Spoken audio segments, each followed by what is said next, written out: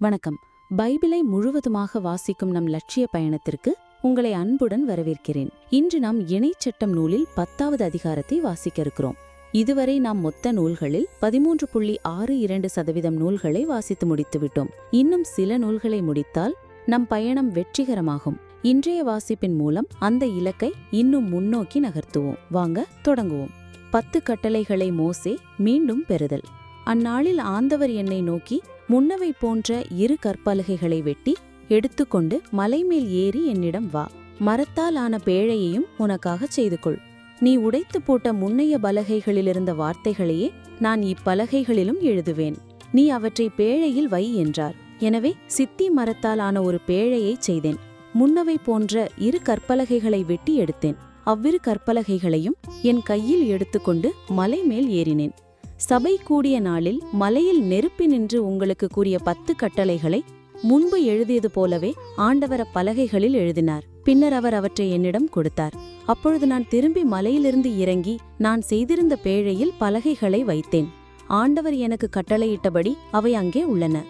அதன்பின் இஸ்ரேல் மக்கள் பெனையாக்கானுக்கு அருகில் உள்ள பெயரோத்திலிருந்து மோசேராவுக்கு பயணம் செய்தார்கள். அங்கே ஆரோன் இறந்து அடக்கம் செய்யப்பட்டார்.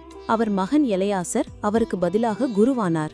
அங்கிருந்து அவர்கள் குத்கோதாவுக்கும் தொடர்ந்து பாய்ந்தோடும் ஆறுகள் உள்ள யோற்றுப்பாட்டாவுக்கும் பயணம் செய்தார்கள். அந்நாளில் ஆண்டவரின் உடன்படிக்கை பேழையை சுமக்கவும் இந்நாள் வரை இருப்பது போல ஆண்டவர் திருமுன் நின்று பணிபுரியவும் அவருடைய பெயரால் ஆசி வழங்கவும் ஆண்டவர் லேவியின் குலத்தை தனித்து வைத்தார்.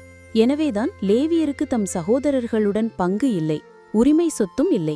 உங்கள் கடவுளாகிய ஆண்டவர் அவர்களுக்கு சொல்லியிருப்பது போல ஆண்டவரே அவர்களது உரிமை சொத்து. முதன்முறை போன்றே நான் 40 பகலும் 40 இரவும் மலை மீது தங்கியிருந்தேன். மீண்டும் ஒருமுறை ஆண்டவர் என் மன்றாட்டை கேட்டார். உங்களை அழிப்பதை ஆண்டவர் விரும்பவில்லை.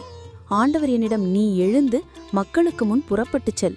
நான் அவர்களுக்கு அழிப்பதாக அவர்களின் மூதாதையருக்கு ஆணையிட்டுச் சொன்ன நாட்டுக்குள் சென்று அதை அவர்கள் உடைமையாக்கிக் கொள்ளட்டும் என்றார்.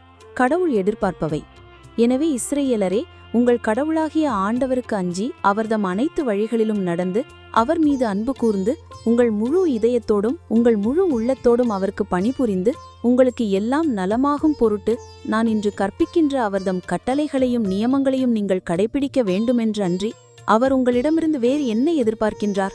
விண்ணும் விண்ணின் வானங்களும் மண்ணும் அதிலுள்ள அனைத்தும் உங்கள் கடவுளாகிய ஆண்டவருக்கு உரியன. இருப்பினும் உங்கள் மூதாதையரின் மீது பற்று வைத்து அன்பு கூர்ந்தார். அவர்களுக்கு பின் அவர்களுடைய வழிமரபினராகிய உங்களை எல்லா மக்களினங்களினின்றும் இந்நாளில் இருப்பது போலவே தெரிந்து கொண்டார்.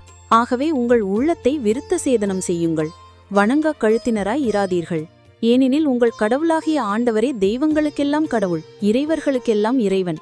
மாட்சியும் ஆற்றலும் உள்ள அஞ்சுதற்குரிய கடவுள் அவரே. அவர் ஓரவஞ்சனை செய்வதில்லை, கையூட்டு வாங்குவதும் இல்லை. அனாதைகளுக்கும் கைம்பெண்களுக்கும் நீதி வழங்குபவர் அவரே. அந்நியர் மேல் அன்பு கூர்ந்து அவர்களுக்கு உணவும் உடையும் கொடுப்பவர் அவரே. அந்நியருக்கு அன்பு காட்டுங்கள், ஏனெனில் எகிப்தில் நீங்களும் அந்நியராய் இருந்தீர்கள். உங்கள் கடவுளாகிய ஆண்டவருக்கே அஞ்சி அவருக்கு பணிபுரிந்து அவரை பற்றி கொள்ளுங்கள். அவரின் பெயராலே ஆணையிடுங்கள். அவரே உங்கள் புகழ்ச்சி, அவரே உங்கள் கடவுள். உங்கள் கண்கள் கண்ட ஆற்றல் மிகு அச்செயல்களை உங்களுக்காக செய்தவர் அவரே. உங்கள் மூதாதையர் 70 ஆள்களாய் எகிப்துக்கு போனார்கள்.